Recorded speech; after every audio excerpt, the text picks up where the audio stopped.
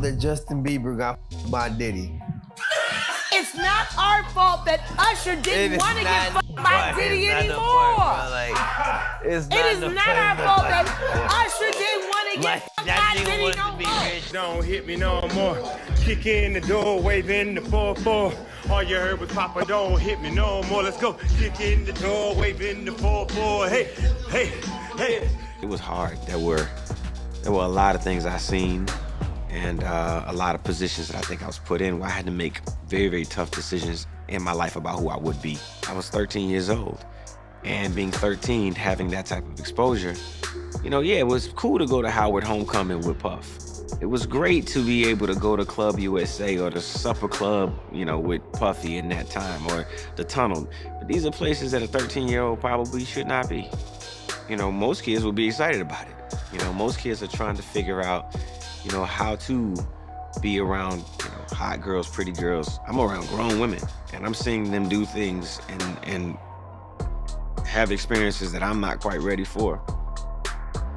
And I think that he was just trying to show me the lifestyle. However, that's not what I was there for. I was there because I wanted a career, man. So we would fight, we would tussle. More than often, I think Puffy would say, man, you gotta chill. Like, you just a little bit too intense. You gotta relax. Like, yo, man, I'm here to work, man. I ain't sang in a week. I'm 13 years old, like banging on this man as though, I am the manager. I am the spokesperson for Usher. And I'm telling him, look, you're gonna put me in the studio, man. You got Biggie Smalls in there, you got Craig Mack in there. You're gonna make me a priority too. I'm not here to party with you. I don't wanna go to the clubs. Matter of fact, I'm too young to even be in here. Why you got me in clubs? I think as a kid, I realized, hey, look, that's not my ring. That's not my moment. That's not my bottle. That's not my drink. That's not my celebration. So I'm not here to celebrate. I wanted people to be excited about me the way that they were excited about him. I wanted my own success. I would stay at the studio.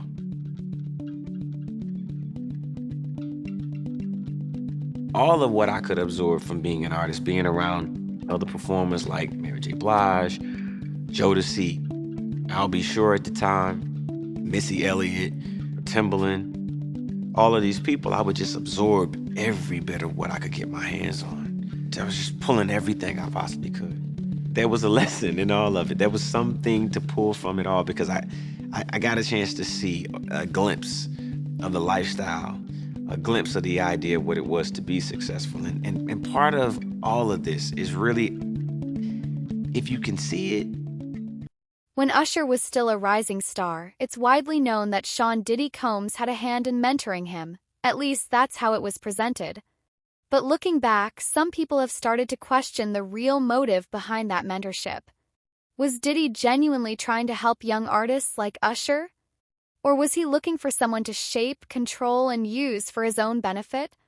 Usher's early years in the industry were heavily influenced by Diddy, and that relationship would set the tone for what's now being re-examined under a different light. Hey, Yeah, it's like, exactly. I'm digging it, Robin. Yeah, no, I mean, to a lot of us, he's like a little brother. You know what I'm saying? He's not afraid to call and ask for advice. He's somebody that, in the industry-wise, the record industry is a strong family, and he's somebody that, we definitely have our arms around, and we want to protect him because he's such genuinely a nice person besides his talent. You know what I'm saying? He's one of the greatest kids that you could ever know. Justin,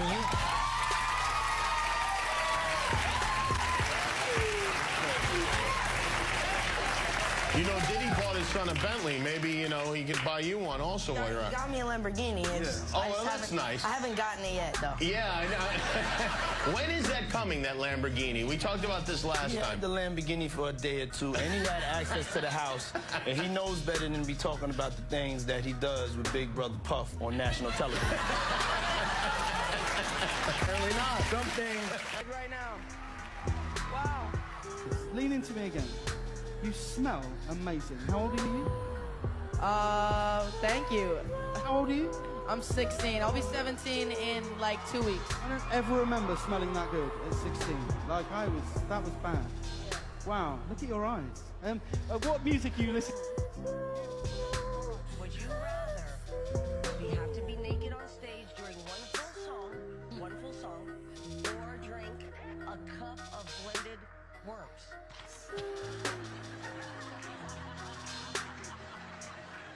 Answer Justin Bieber. I have like little girl fans. I can't go. My parents never gave me the sex doll. Okay. Certain feeling, and I felt a certain way when Usher got on Shay Shay, and I don't mean to mention other people's platforms, but he got on Shay Shay and he mentioned how great and how good Puff taught him and everything. You know what I'm saying? About the business, right?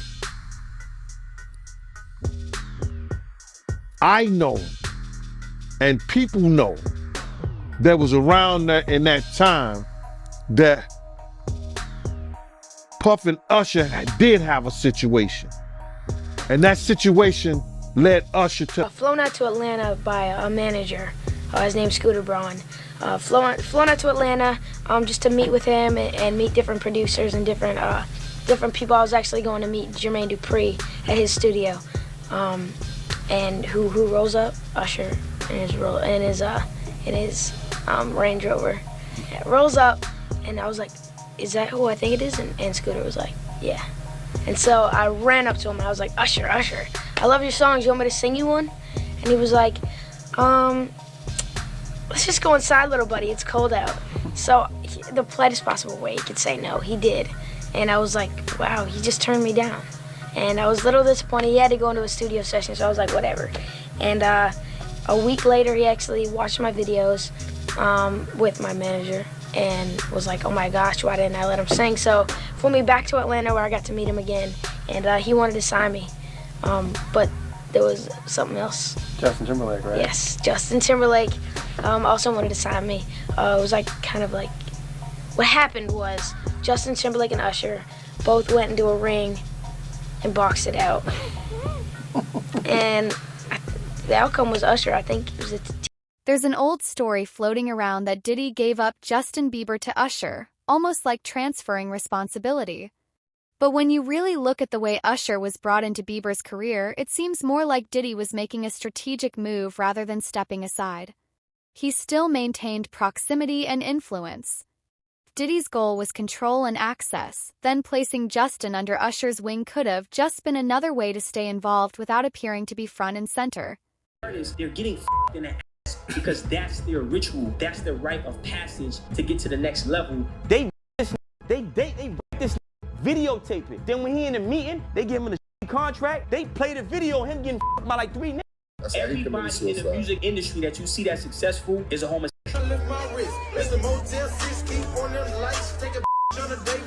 So you go, so they get high, they get intoxicated, and they have transvestites in the ass. Yo! They have transvestites. I'ma tell you one time. I'ma tell you one time. I'ma tell you one time. One time when I met you, come on. Wow. I ain't mean to stop you like that, but this is only a tease. Ladies and gentlemen, introducing to you, Island Def Jam recording artist, Justin Bieber. It's getting ready to go down. Just so you know, we're in the studio right now working on it. Get ready because it's going to be big. Ain't that right, Justin? That's right. That's right. So look out. We're coming. In 2024, Usher was selected to headline the Super Bowl halftime show, a major career milestone. Most fans expected Justin Bieber to make a surprise appearance given their history. But Bieber didn't show up. Later, Usher confirmed that Justin turned him down. It was a respectful explanation, but it raised eyebrows. Usher and Bieber were still close. Why did Bieber pass on such a high-profile collaboration? It hinted at a growing distance, possibly a result of old tensions going back to their Diddy-related beginnings.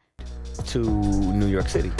And I lived with Sean Puffy Combs for a year. That's the crazy thing. Now, that was L.A. Reid's idea, right? We're sending you over to something called Puffy Flavor Camp. There you go. To learn Flavor Camp? Yeah, Flavor that's Camp. what it was called. And you're going to go to Puff Daddy's. He's going in the 90s. Do you understand what that's like? Puffy's place was like just filled with chicks and orgying like nonstop, right? No, not really. I mean, but hey, it was curious. I got a chance to see some things. Yeah, but you were 13. What were you seeing? I went there to see the lifestyle. Right. And I saw it. And it was, but I don't know if I could indulge and understand what I was even looking at. It was pretty wild. So nobody tried to, some woman didn't come along. I didn't say that. Okay. I didn't say that. What I did say is that there were very curious things taking place, and I didn't necessarily understand it. Biggie Smalls was there. Biggie Smalls was there. Lil' Kim, Craig Mack. All these people are hanging around. Yeah, man. Faith Evans, And your Jodeci, parents were Mary okay? J. Blige. They didn't know nothing about this shit. Oh. I was having a good time. You know what I mean? Does he have you doing any chores? Are you doing dishes at all? I mean, to keep you humble somewhat? Or are you just like, can you stay up till 4 a.m. with them and party? I mean, I could. I actually stayed up longer than them.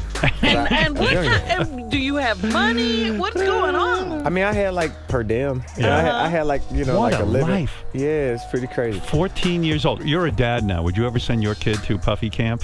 Hell no. Mind me asking, because I know the topic is sensitive. What happened to Usher? I heard about some music executive from the industry back in Harlem. You know, I heard it from some music executives back in Harlem. And I'm not going to speak on their name. They doing programs and everything like that, and they may be doing something, they may speak on it themselves. But I heard it from some music executives. Where did you hear? Bro, you know how people be talking, and we was around some people, something like that, and then some people might say, yo, I don't F with that dude. And at the time, I didn't even know who the F Usher was. You know what I'm saying? It was one of those type of situations. And when probably say, yo, man, I don't F with them niggas. I'm getting out that industry and everything like that. You know, Puff sent this little kid to the hospital. How he sent him to the hospital? Man, nigga bleeding from the butt. And that's what was said. But I didn't even have a name for the kid at the time. Then you heard, and that's what happened. Usher went on the record and said there was no love lost with Justin. But sometimes it's not what's said, it's how it's said. Usher seemed careful, almost diplomatic, choosing his words. He talked about the pressures of organizing a show and said maybe the timing wasn't right. But when a mentor reaches out and the mentee declines, it suggests a deeper rift. Could it be that Bieber's distancing himself from not just Usher, but from the environment Usher represented during his early career? Interview, and he told a story about how he went to Diddy house with Mace, Yeah. and he fought the dildo in the sink. I think that was crazy. I think that was out of, and then Mace said that was Puff's. I think he said Mace said that was Puff's, but Mace was in the bathroom with it. I don't know what that was all about, man, but that was real weird to me. That was crazy. Crazy, man. But before we get off of that, right, I remember you told me a while ago that, Mace, he used to live with Diddy, and he know a lot of stuff about Diddy that a lot of people don't know. Man, it's a lot of stuff that Mace and Usher know that they ain't telling about Diddy. There's a lot of stuff that they know. Can you imagine, bruh? Can you really imagine? What you mean by Usher, though? Usher used to stay with Diddy, too, when he was younger. And this was years ago. So the locks ain't got nothing to do with what I'm saying. This the kind of, man, listen here. It's crazy. Yeah, that is crazy. But I want to talk about this lawsuit by Dunn, right? And I want to get your opinion on it. It's a part in this lawsuit where she alleges that she was at a dinner with Neo, Usher, and Jimmy Iovine. And Diddy, he punched Cassie in the stomach and no one did anything. How you feel about that? They were part of the dinner and they watched Cassie get abused in front of, Puffy abused Cassie in front of them. And neither one of those men, and they probably security was around too, did nothing to stop what he had did to Cassie. Now that's just crazy right there, bro. That is just crazy. Usher probably got a daughter. Neo probably got kids, I don't know. Jimmy Iovine, he take about 15, 20 scoops of sugar in his coffee. So, all those cats there, supposed to be men, watch that lady get abused right there in public, and they did nothing, brother. They did nothing. That goes to show you the power that he had mentally over them. Here go a woman witnesses and this witnessing it and said, they said nothing. Yo, man, stop, don't do that. Yo, not here, bro. Easy, nothing. Don't do nothing, say something. She said they didn't do anything and they didn't say nothing. That's the bad thing about it. If you're not gonna do nothing, open your damn mouth and say something. And that's a lot wrong with our people right now. There's a theory going around that this isn't just celebrity drama. It's the slow unraveling of what some people call Hollywood Babylon. For years, certain names in entertainment had unchecked power. But now that power is being challenged. Diddy's name keeps coming up, and people are starting to recontextualize old stories. Was Usher a willing participant in the industry machine, or was he used as a tool to bring in other young talents for someone else's larger plan? We want to thank you. Come here. Don't sit on the bed at night. No homo. No, just don't get close to the bed. Don't get close. But it's just like, yo, we want to thank you for hosting the thing, man. It's been a pleasure. You didn't have to do it, and you did it. No, I definitely didn't have to do it. I definitely didn't have to. First and foremost, I'm not getting in the bed. Shout out to him and what he did. I'm just gonna, if we can, just let's just put the camera a little this way, just so we're not. I don't want my shot to even, I don't want it to come close to the bed at all. Usher look like he fresh off a goddamn plane. Usher. Fresh off the garden stage. That's my brother right here from day one. We used to wake up and, pause, but like, check this out. Back in the days when he was like 10 and I was a little bit older, his older brother, we used to fight over the Frosted Flakes. You know what I'm saying? Before pause was invented. You know what I'm saying? But it's my brother for real. We used to actually wrestle off of the Frosted Flakes because he used to always get up early with me. Now he's one of the richest stars in the world. And What the f did Puff just say?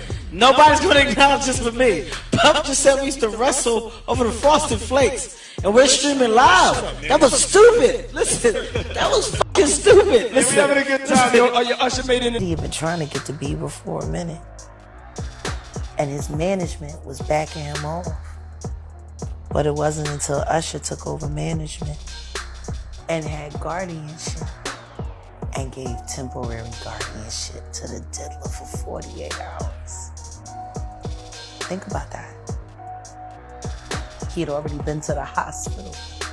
That situation that Gene was talking about. And you still took Bieber there. But you got custody of him first. Diddy had already tried. They wouldn't let him. Actually, someone made reference to the fact that Diddy trying to get at Bieber the way he was trying to get at Bieber was looking a little predatory. And then Usher came in and discovered it and managed him and got custody of him and promised to look after him. And then he sent him to the diddler.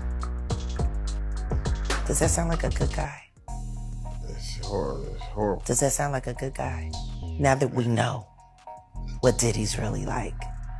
They're not seeing what the intentions was in his heart when he took Justin Bieber there. Oh. Let's be honest.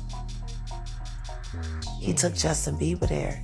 Justin Bieber's silence on Diddy and Usher has been loud in its own way. He's gradually created space from both of them. In 2023 and 2024, fans noticed he unfollowed Usher and stopped attending Diddy's events altogether. While he hasn't made any public accusations, his actions speak volumes. Bieber's quiet retreat could be his way of stepping out of a cycle he no longer wants to be associated with. But how dare you say a man that groomed you, you gonna give him a pass? Bruh, you know I know. Let me reframe you on something. Remember Usher? We was at the Swiss Hotel. Puff had Kim in the room. Had one of Keith Sweat's baby mothers in the big room outside the master bedroom. He came outside in his robe. She gave him a fellatio right there. His back was turned to me. She gave him a fellatio. You knocked on the door. I came and opened the door for you. Puff went in the room. You came in the room and kissed that girl dead in her mouth. Now I'm telling that because you taking up for somebody that you know and a lot of more people know didn't do you right when you was at Diddy camp. Of mentorship in entertainment is often romanticized. But what happens when that mentorship isn't about support but about access? Diddy took on the role of a gatekeeper for many artists. Usher may have thought he was being helped, but in hindsight, did he realize he was just a part of a bigger system, one that benefited someone else far more than it helped him? Man, you know, his mother had a modeling agency, and it was alleged that it was also ladies of the night, a prostitution ring too, or these ladies was doing things other than modeling. So the apple don't fall far from the tree. Yeah. So now you gotta understand this, and looking at her and some of the stuff that he was saying, and their relationship has changed since I knew them, since I was around them. You understand? This man was talking about that his mother could take her palms and bend over and put them down on the floor. Not bend over, but she could stand straight up and put her palms on the floor, bruh. He's saying that about his mother. Who describes any of their mother actions like that in a sexual way? And then, you know,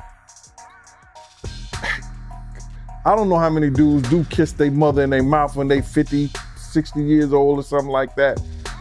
That's them, that's their whole thing, man. But that was a little kind of weird for me. And then his mother wore the same white fingernail polish that Cassie described that he liked to see her and other models in when she was describing her lawsuit. And what's crazy to me is that, man, it seemed like him and his mother had this, I don't want to get too deep, man, this Oedipus complex thing. You know what I mean? And a lot of people going to say, yo, Oedipus complex. Well, let me just tell you a brief story so you'll know. Oedipus was, it may have been Greek mythology, or it was probably Greek mythology or something like that, but it's a story about a young man that was told that he was going to kill his father and marry his mother. So on the way, this young man had grown up, you know, he didn't know that he was an orphan and then was adopted by a family. He thought the family he was with was his mother and father, but it wasn't. So on the way to this town, he gets into an argument with this other man and he kills him. He kills that man. Then he goes into that town. A lady is weeping about her husband, being told that her husband was dead, and he ended up marrying that lady, which was his mother. So Sigmund Freud came up with this thing about this Oedipus complex, about a sexual relationship, whether it's physical or mental, with a mother and a son. So I'm looking at his mother and him on the couch, and both of them are getting IVs after one of the Diddy parties. Allegedly. I'm gonna say allegedly because I wasn't there and I didn't know, but they showed them both getting IVs on the couch. So my whole thing about this thing is that I'm not saying that she was ever at a freak off, she was ever at that type of party, but you can't tell me Miss Janice Combs, who was always at the regular parties, didn't know nothing about the freak off parties. This is the same dude, bruh, that used to disrespect his mother. So I seen the love now that they had for each other only on film and camera. you know, on the YouTube or Instagram or wherever they were showing and stuff like that. But this the same guy that Kirk Burrows once told me he slapped his mother. And I told everybody, had I known he slapped his mother after I told Kirk Burrows, Kirk told me after I straightened his ass out for cussing his mama out. His mother came in the limousine and he was on the phone and she said, yo, why don't you tell these people like that? And he just cussed her clean out like on some, didn't I tell you to stay out my motherfucking business?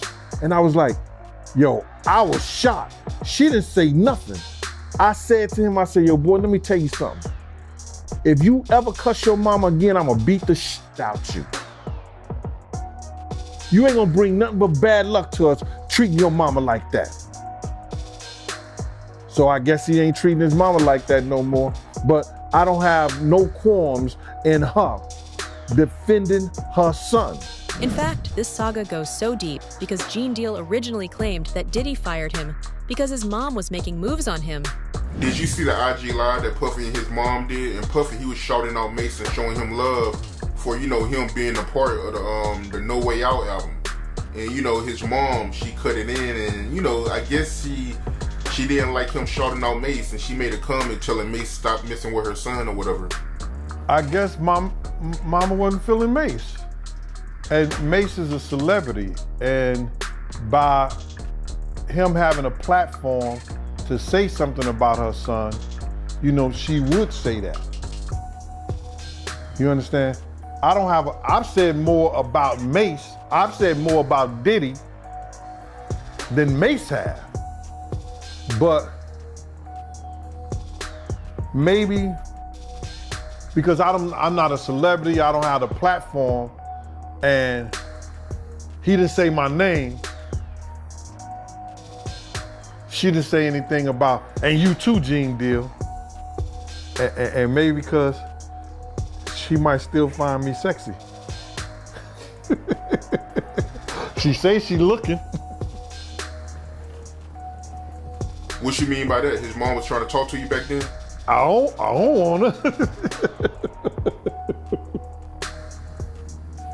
What? What? That's how we fell out, bruh. That's how we fell out. You don't know? I thought you watched the Gene Deal show, Art. Man, tell me about that. Y'all ain't know that. Oh my God. Yo, one day, Puff and Justin was in the office, right? And sometimes I gotta watch Justin, but since the grandma up there, you know, she watching Justin sometimes, I still gotta keep my eye on Puff. You know what I'm saying? Because you don't know who security gonna let up sometimes, and this, that, and the third. So, it used to like, she used to have a restaurant, and she used to bring food up to the office and give it to people, right?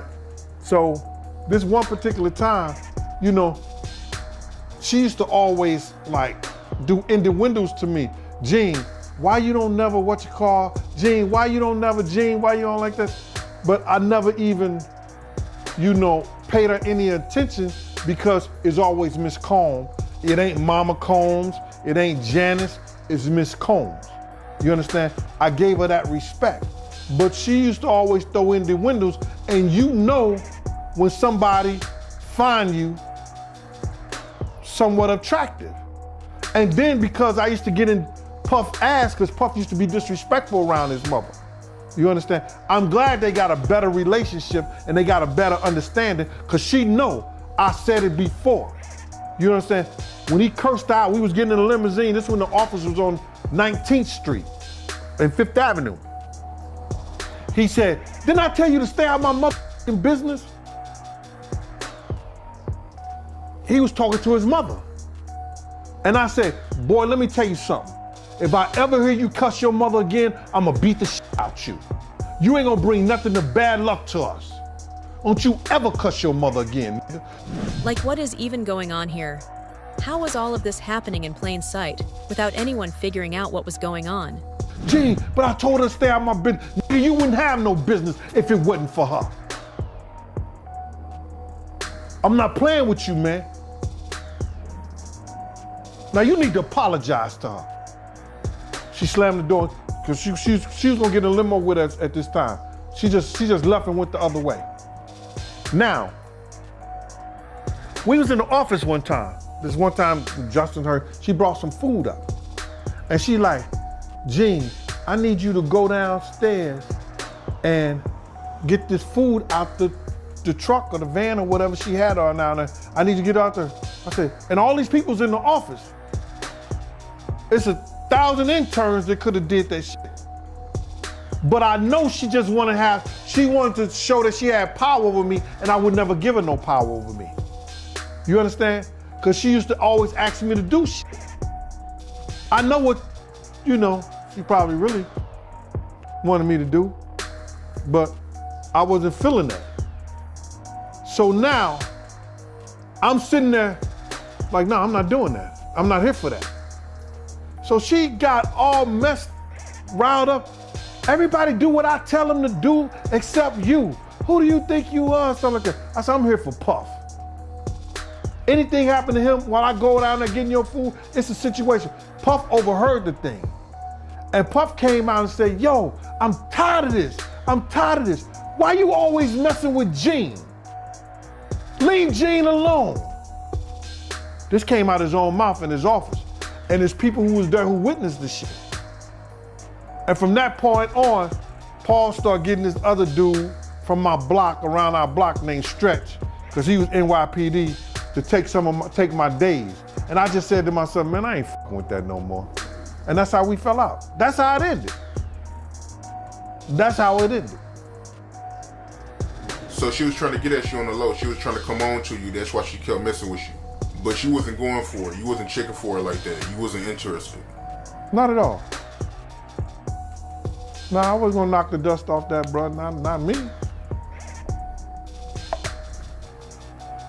You didn't find her attractive?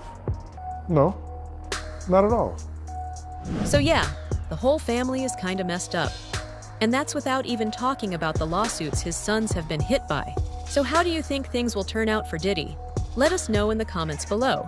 Thanks for watching, and see you in the next video. Diddy's legal troubles have now reached a point where even his own lawyers are stepping away. Top attorney Anthony Rico resigned, saying he could no longer represent Diddy. That speaks volumes about what might be happening behind the scenes. If someone that close to the defense team is walking away, it's a major sign that things are crumbling, and people who used to protect Diddy's interests might no longer be willing to stand by him. Battling with this homosexuality way before all this came out. Y'all be, you motherfuckers like always saying, and you too, John, Reggie be lying, Reggie making up. But if y'all go and listen to my videos before, y'all see I done spoke on all this bullshit before. Been telling y'all, Puffy Combs is a fucking homosexual. Any man sitting paying a motherfucking meal to come and watch him have with his girl is a weirdo. Now I know y'all be like, well, you don't watch porn, you don't watch porn. No, number one, I don't pay a motherfucking man to come and watch me or let me watch them a man. I mean, a girl. I ain't gonna pay no man to do that. And generally, if I'm watching porn, it's girl on girl. That's just my taste. But yeah, that's crazy. But I've been telling y'all that he's gay. But when you have to have these females around, you gotta hide that crazy fantasy. I got Gene done told y'all. The niggas going to buy plugs. Females that play with dildos and plugs and all that, they want their own. They want that broken out brand new or new for you niggas that don't know.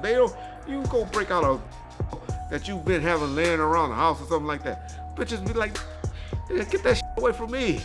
You better break it out of some plastic. How I know? I used to date. Don't do that no more. I am a happily married man now. But that's how that is, y'all. That's how that goes. Puffy is a weirdo. I'm telling y'all he's a weirdo. But now that it's out, everybody else can benefit from the stories. But Gene been telling y'all. That's one thing I give him credit for. He been telling y'all. He ain't been saying no words like I just harshly said it. But, dude, man.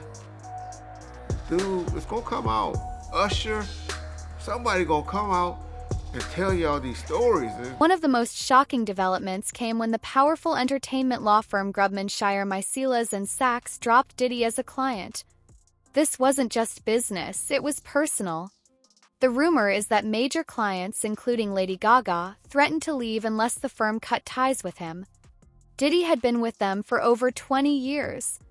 Losing that relationship suggests that support for him in the industry is quickly drying up. Clip 10. Now that so many people are rethinking their history with Diddy, Usher's role is also being reconsidered.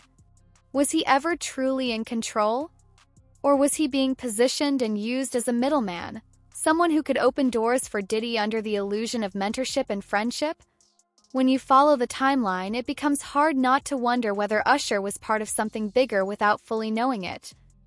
Fans have watched him